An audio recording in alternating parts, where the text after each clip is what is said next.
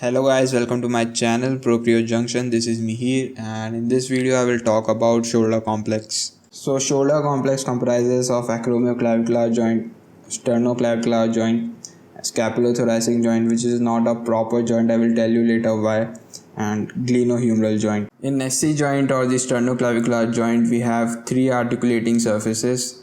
As you can see in this picture, first is the sternal end of the clavicle or the medial end of the clavicle which is convex, and manubrium of the sternum which is concave, and the third one is the costal cartilage of the first rib. Now let's talk about the ligaments of the SC joint. The first ligament I want to talk about is the interclavicular ligament.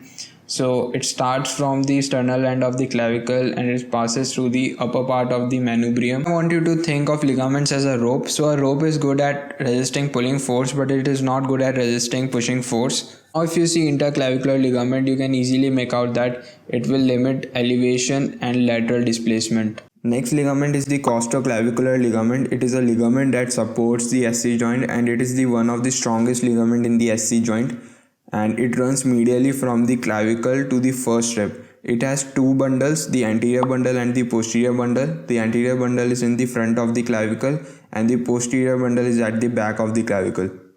Both bundles will limit elevation and the protraction will be limited by the posterior bundle and the retraction will be limited by the anterior bundle. The third ligament is the sternoclavicular ligament. It connects the manubrium of the sternum with the clavicle. It has two bundles, the anterior bundle and the posterior bundle. Both the bundle will limit elevation and the anterior bundle will limit retraction and the posterior bundle will limit protraction.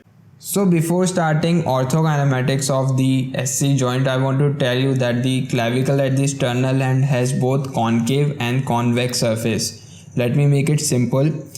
When you see the clavicle at sternal end from superior and inferior view, the surface is convex, and when you see it from like anterior and posterior view, it is concave.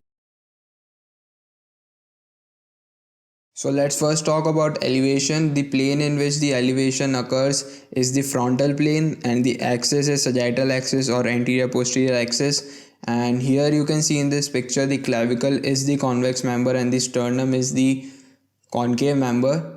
So in elevation, the convex member is moving over the concave member which is clavicle over sternum. Then the roll will be superior and the glide will be inferior. And in elevation, the elevation movement is limited by the CCL as you can see in this picture, which is costoclavicular ligament. Now in depression, everything will remain same, the plane, axis, convex, concave member. Only the thing changes here is the roll and glide. So the roll will be inferior and the glide will be superior, and this motion will be limited by sternoclavicular ligament and the interclavicular ligament.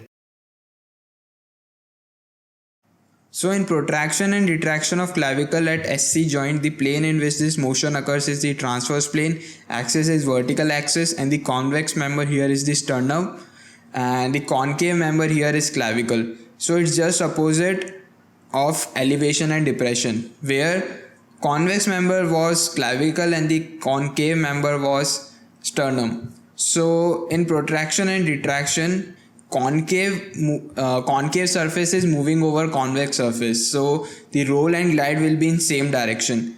So when we talk about protraction, the roll will be in anterior direction and the glide will be also in anterior direction, and in retraction the roll will be in posterior direction and the glide will be in posterior direction.